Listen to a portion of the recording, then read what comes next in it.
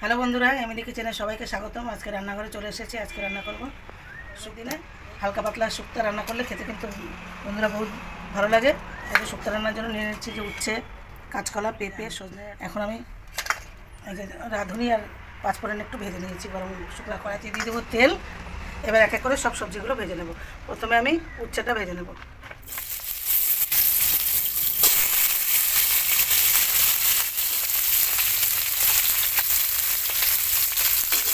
দিয়ে দেবো লবণ, সামান্য একটু লবণ দিয়ে উচ্ছেটা ভেজে নেব।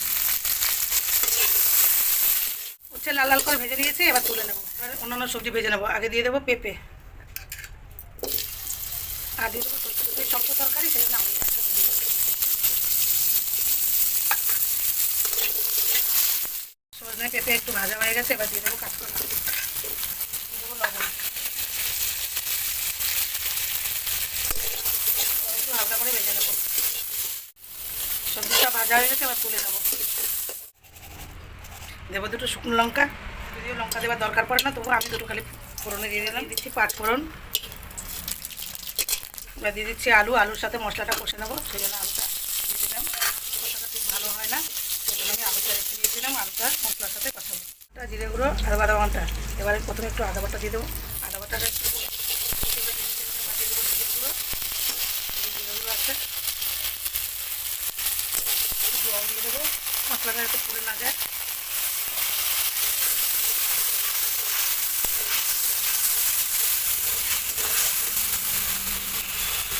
হয়ে গেছে, এবার আমি দিয়ে দেবো বাদাম বাটা। এই যে বাদাম বাটা, এবার একটু কষে নেবো। মশলা কষানো হয়ে গেছে, সবজিগুলো ভেজে রাখা সবজি সব দিয়ে দেবো। উচ্ছেটা একটু করে দেবো, অন্যান্য সবজিগুলো দিয়ে দিচ্ছি। মশলার সাথে একটু কষে নেবো। এইভাবে আগে নুন দিয়ে দিয়েছিলাম, অল্প করে লবণ দিয়ে দিলাম। এবার আমি দুধ দিয়ে দেবো।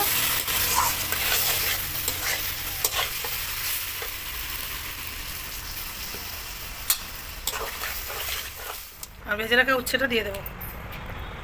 এবার একটু চিনি দিয়ে দেবো, অল্প করে একটু চিনি দিয়ে দিলাম।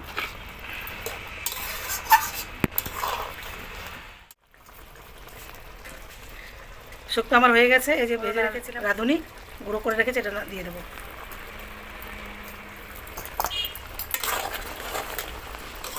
হয়ে গেছে, এবার একটু নামাবার আগে একটু ঘি দিয়ে নামিয়ে নেবো। শুক্তো রান্না হয়ে গেছে, নামাবার আগে একটু ঘি দিয়ে নামিয়ে নেবো। ঘি দিয়ে দিচ্ছি, এবার নামিয়ে নিচ্ছি। শুক্তো রান্না হয়ে গেছে। আশা করি আপনাদের ভালো লাগবে।